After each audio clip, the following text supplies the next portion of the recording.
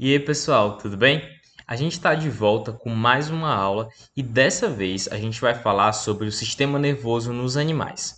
Claro que a gente vai deixar de lado um pouquinho os vegetais, porque os vegetais não têm sistema nervoso. Então, dessa vez a gente vai focar nos animais e a gente vai falar sobre os diversos tipos de sistema nervoso. Só que antes a gente vai fazer um histórico do sistema nervoso dentro do grupo dos animais. Então, vamos lá para a aula?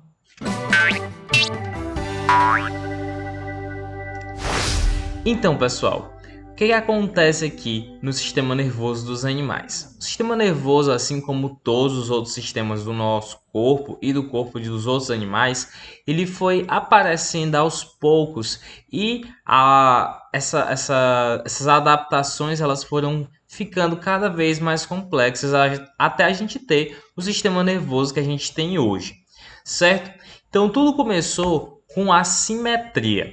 Mas assim, antes da gente se preocupar nos tipos de simetria, vamos nos ater o que é uma simetria. Bom, a simetria ela é um termo grego que fala sobre a justa proporção. O que seria essa justa proporção? Imagine aí que você está querendo fazer um desenho. Esse desenho está ficando meio assim estranho, um lado parece não estar muito bem parecido com o outro e tal. Então alguém fala para você que esse desenho está assimétrico. Então o que significa dizer isso? Significa dizer que esse desenho não está nas proporções ideais, nas proporções certas, certo? Então o que acontece? Quando você tem uma simetria, partes do corpo elas podem ser equiparadas. Como assim? Elas podem ser comparadas. Eu posso dizer que um braço, o meu braço, esse braço aqui é igual a esse outro braço aqui. Por quê? Porque nós temos uma simetria do tipo bilateral. Então, se eu dividir o meu corpo no meio, todas as coisas que estão do meu lado direito devem estar do meu lado esquerdo, no mesmo tamanho e na mesma forma, certo? Isso aí é a simetria bilateral. Lógico que existem outros tipos de simetria, mas esse é só um exemplo. Então, assim, a simetria é uma parte que a gente imagina uma divisão e essa divisão aí ela tem que ser proporcional em ambos os lados. Então a gente tem basicamente três tipos de simetria, né? A gente analisa a simetria em três tipos: a simetria radial, a simetria bilateral e a ausência de simetria, que a gente vai chamar de assimetria, certo? Então nós temos organismos que são assimétricos, ou seja, eles não vão possuir uma simetria, você não consegue dividi-los de forma igual. Os radiais, né? A simetria radial, a gente vai explicar ela, e a simetria bilateral, que a gente também vai explicar com mais calma. Então vamos lá, vamos começar então pelos organismos que são assimétricos.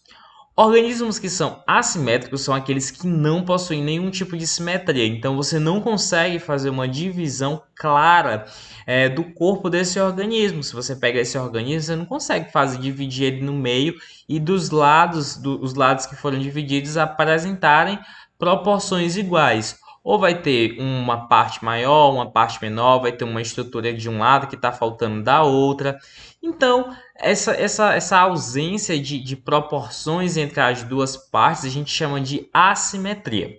Então, a assimetria ela ocorre em organismos que são geralmente muito simples, organismos que são, por exemplo, sésseis, são aqueles organismos que não se movem, né?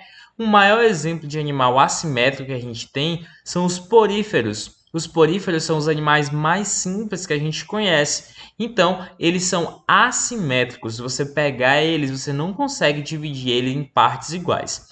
Lembrando que alguns poríferos, alguns exemplos de porífero, podem ter a simetria do tipo radial. Por acaso você encontre em algum lugar dizendo que os poríferos, alguns possuem simetria radial e dizer, o professor falou que não é. Então, existe, mas a regra geral é que os poríferos sejam assimétricos. Beleza? Então, essa é uma vantagem para eles, né? Na verdade, ele não tem necessidade de se preocupar em ser simétrico, porque ele não vai ter características que interessem a simetria bem elaborada. Então, vamos para a simetria radial.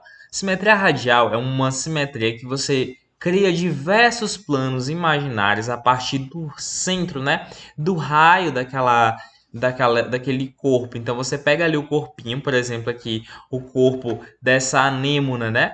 Você faz vários cortes aqui em forma de X, enfim, e todas as partes elas vão ter estruturas iguais, né? Elas vão ser muito parecidas, elas vão ser simétricas. Então eu digo que essa simetria aí é radial, certo? Eu posso dividir em vários planos, na verdade em várias vezes, a partir do mesmo eixo, e a gente vai ter partes iguais, certo? Então essa aí é a simetria radial.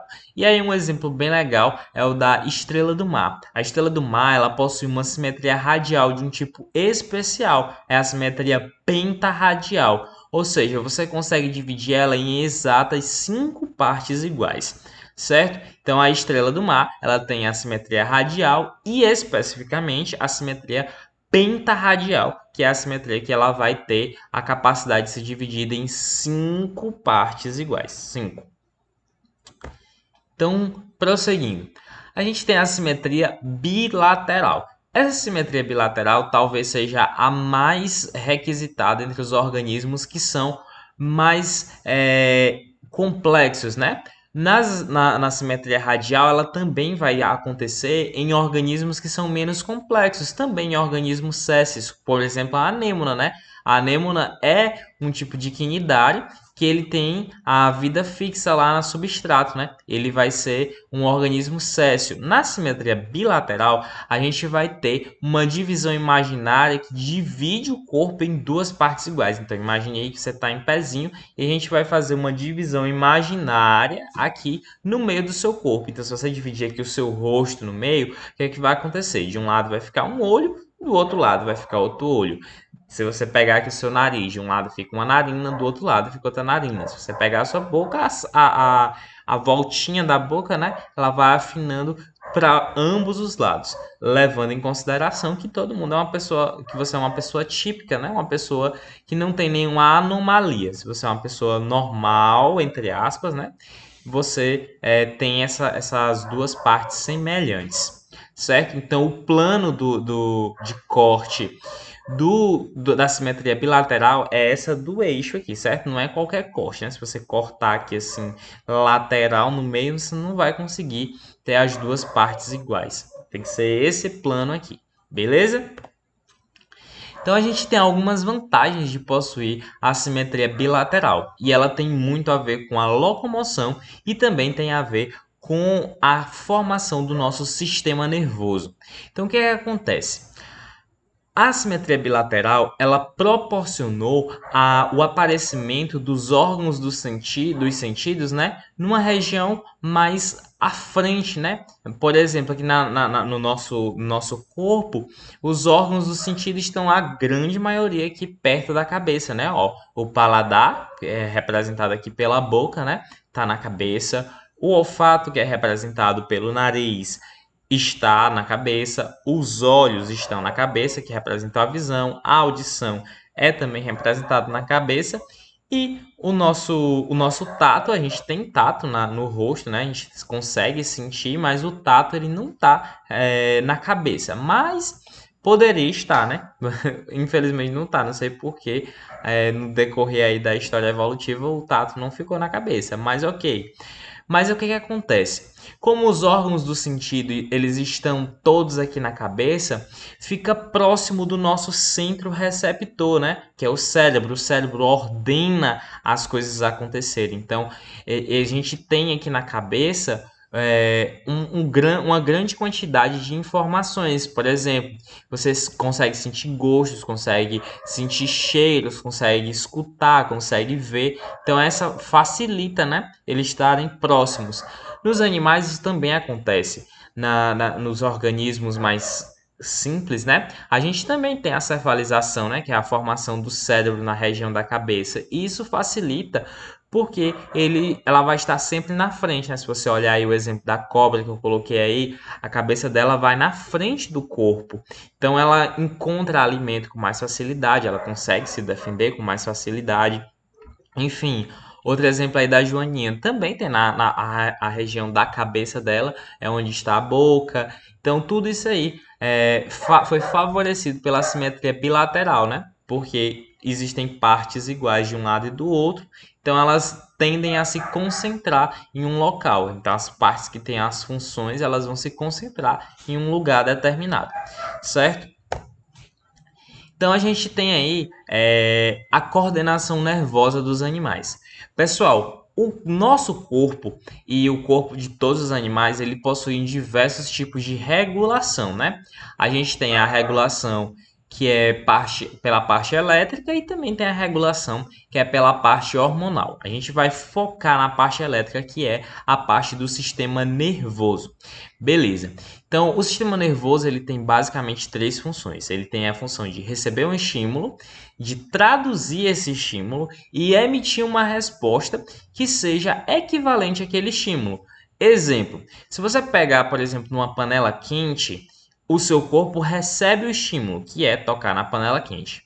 Então, o seu corpo ele vai traduzir esse estímulo, ele vai dizer, olha, essa panela está quente, você vai se queimar. Então, ele emite uma resposta que é compatível com o estímulo que ele recebeu. Então, qual é o estímulo? Quando você encosta na panela quente, a resposta é a retirada dessa mão do local que está quente, né? Ou de qualquer outra parte do corpo que está queimando. Então, essa daí é uma função do sistema nervoso. Então, a função do sistema nervoso é receber estímulo, traduzir o estímulo e emitir uma resposta que seja compatível com aquele estímulo, né? Tipo, ele pode emitir outra resposta, por exemplo, pode ficar segurando lá para você continuar se queimando, mas não seria a coisa mais inteligente a se fazer. Então, assim, o sistema nervoso ele pode atuar de forma solitária ou ele pode atuar utilizando diversos sistemas, né? Nos seres humanos e em outros animais, nos vertebrados, por exemplo, nos invertebrados também, mas eu estou dando o exemplo dos vertebrados porque a gente consegue visualizar os sistemas com mais facilidade.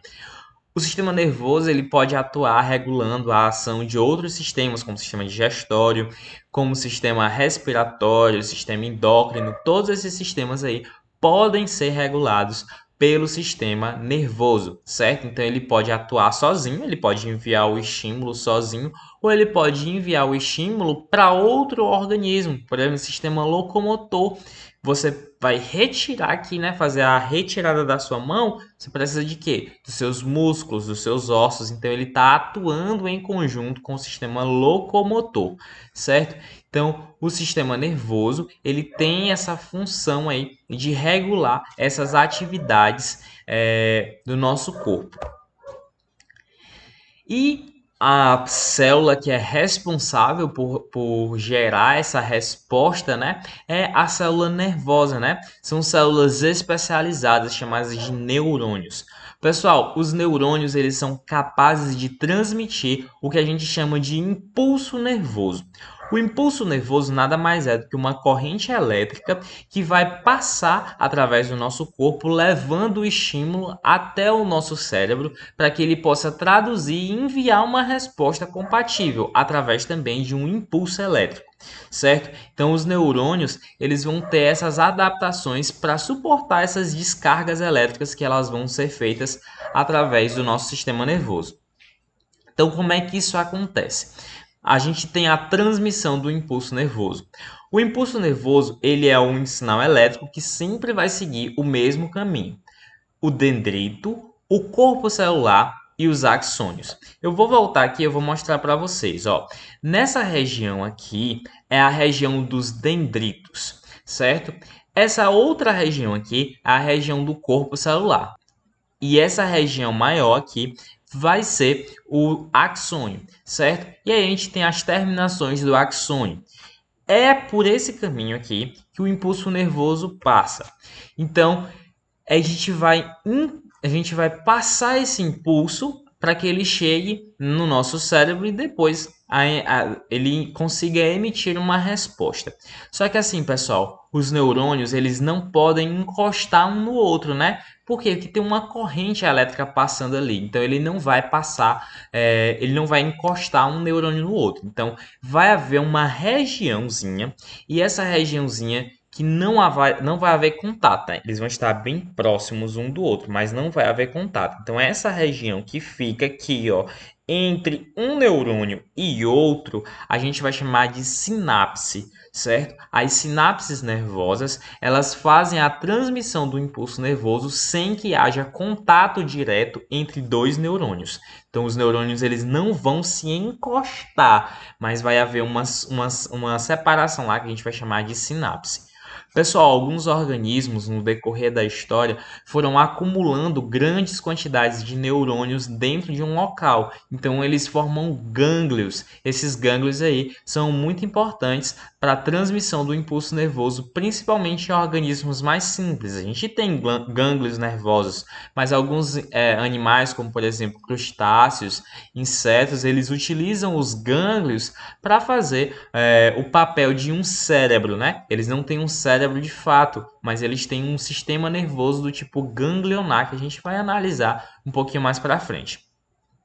Nós, seres humanos, nós temos a capacidade de formar nervos, certo? Os nervos são um feixe de axônio, né? Essa partezinha maior do neurônio, revestida por um tecido conjuntivo. E aí, esse tecido conjuntivo, junto com esse tecido nervoso, vai formar o que a gente chama de nervo, certo? Então, quando você tem, por exemplo, um corte, você vê aquela parte mais esbranquiçadazinha assim, você encosta e sente uma dor muito grande, aquilo ali é um nervo, certo? Não é nem bom você estar brincando com o seu nervo assim, porque se ele romper, você vai perder os movimentos do seu membro, certo?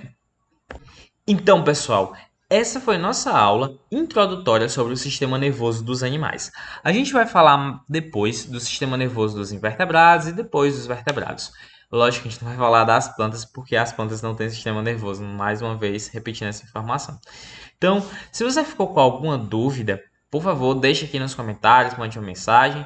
No mais, eu vou ficando por aqui e até a próxima aula. Tchau!